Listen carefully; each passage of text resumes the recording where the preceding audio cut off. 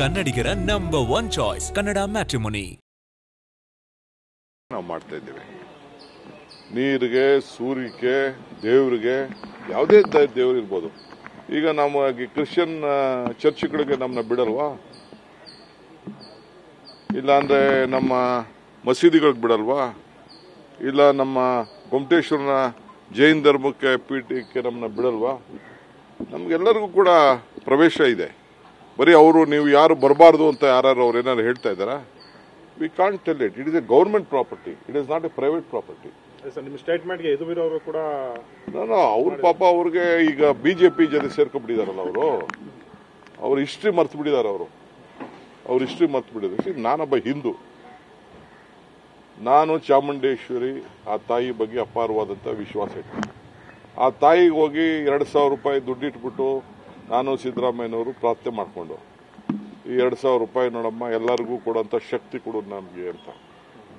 So Kannada ಮ್ಯಾಟ್ರಿಮೋನಿಯಲ್ಲಿ ಹೇರಾಳವಾದ choice ಇದೆ. ಲಕ್ಷಾಂತರ ಜನರಿಗೆ ನಮ್ಮ ಕನ್ನಡ ಮ್ಯಾಟ್ರಿಮೋನಿ ಮೂಲಕ ಮದುವೆ ಆಗಿದೆ. ಇದಕ್ಕಿಂತ ಬೇರೇನ್ ಬೇಕು? ಕನ್ನಡಿಗರ ನಂಬರ್ 1 ಚಾಯ್ಸ್ ಕನ್ನಡ ಮ್ಯಾಟ್ರಿಮೋನಿ. 2,000 ನಮ್ಗೆ ಆ ದೇವಿ ಆಶೀರ್ವಾದ ಮಾಡೋದು. ಬರೀ ಹಿಂದೂ ಅವ್ರಿಗೆಲ್ಲ ಕೊಡ್ತಾ ಇದೀವಾ? ಕ್ರಿಶ್ಚಿಯನ್ರು ಕೊಡ್ತಾ ಇದೀವಿ, ಪಾರ್ಸಿ ಕೊಡ್ತಾ ಇದೀವಿ, ಸಿಖ್ ಕೊಡ್ತಾ ಇದೀವಿ, ಮುಸಲ್ಮಾನರು ಕೊಡ್ತಾ ಇದೀವಿ, ಎಲ್ಲರಿಗೂ ಕೊಡ್ತಾ ಇದೀವಿ.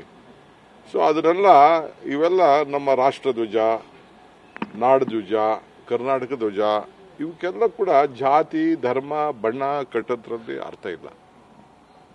ಈಗ ನಮ್ಮ ಬ್ಯಾರಿಗಳು ನಮ್ಕಿನ್ನ ಫಸ್ಟ್ ಕ್ಲಾಸ್ ಕನ್ನಡ ಮಾತಾಡ್ತಾರೆ. ಅವ್ರು ಮುಸಲ್ಮಾನರು ಅಂತ ಏನೋ ಅವ್ರನ್ನ ತಳ್ಬಿಡಕ್ಕಾಗ್ತದೆ? ಈಗ ನೆನ್ನೆ ನಾನು ಯಾವುದೋ ಒಂದು ವಿಡಿಯೋ ನೋಡಿದೆ. ಆ ಶ್ಲೋಕ, ಆ ತಾಯಿದು ಶ್ಲೋಕ ಎಷ್ಟು ಚೆನ್ನಾಗಿ ಪಠನೆ ಮಾಡ್ತಾ ಇದ್ದಾರೆ.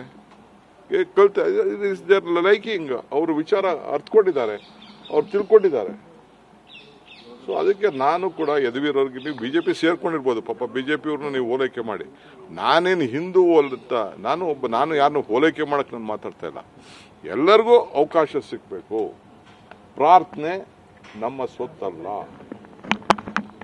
ನಮ್ಮ ಮನೆ ನಮ್ಮ ಸೊತ್ತು. ಯಾವುದು ಇದು ನಮ್ಮ ಸೊತ್ತು, ವೈಯಕ್ತಿಕವಾದ ಮನೆ. ಆದರೆ ಹಾಗಂತ ನಾನು ಪಬ್ಲಿಕ್ ದೇವಸ್ಥಾನ ನಾನು ಎಲ್ಲರನ್ನೂ ಕರೀತೀನಪ್ಪ.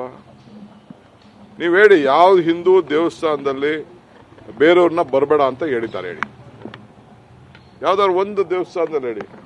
ಯಾವ ದರ್ಗದಲ್ಲಿ ಮಕ್ಕಾ ಮದೀನಾ ಅಲ್ಲಿ ಬಿಟ್ರೆ ಬೇರೆ ಕಡೆ ಎಲ್ಲೂ ಕೂಡ ಬರಬೇಡ ಅಂತ, ಯಾವ ಚರ್ಚಲ್ಲಿ ನಮ್ಮನ್ನ ಹೋಗ್ಬೇಡ ಅಂತ ಹೇಳಿದ್ದಾರೆ? ಹೇಳಿ.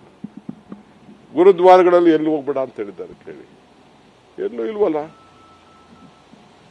ಸೊ ಇದರಲ್ಲಿ ರಾಜಕಾರಣ ಮಾಡೋದು ಯದುವೀರವರು, ಬೇರೆಯವ್ರು ಬಿಡಿ, ಬಿಜೆಪಿ ಅವರು ಅದು ಸಾಮಾನ್ಯ. ಸೊ ಈಗ ಅವ್ರು ಸೇರ್ಕೊಂಡ್ಬಿಟ್ಟಿದಾರಲ್ಲ, ಅವರು ಪಾಪ ಮಾತಾಡ್ತಾರೆ. ಮೇಲೆ ನಿರಂತರ ದಾಳಿ ಅಂತ ಅವರು ಪ್ರಸ್ತಾಪ ಮಾಡಿದ್ರು. ಹೆಂಗ್ರಿ ಹಿಂದೂ ಮೇಲೆ ದಾಳಿ ಮಾಡಕ್ಕಾಯ್ತೈತೆ? ನಾವು ಆಚರಣೆ ಮಾಡೋಷ್ಟು ಹಿಂದುತ್ವ, ನಾವು ಆಚರಣೆ ಮಾಡುವಂತ ದೇವರು ಅವ್ರೇನು ಮಾಡ್ತಾರೆ? ನಾವು ಅವ್ರಕಿನ್ನ ಜಾಸ್ತಿ ಮಾಡ್ತೀವಿ. ಸರ್, ಆಮೇಲೆ ಬಾನು ಮುಷ್ತಾಕ್ ಅವ್ರನ್ನ ನೇಮಕ ಮಾಡಿ ಕನ್ನಡಿಗರ ನಂಬರ್ 1 ಚಾಯ್ಸ್ ಕನ್ನಡ ಮ್ಯಾಟ್ರಿಮೋನಿ.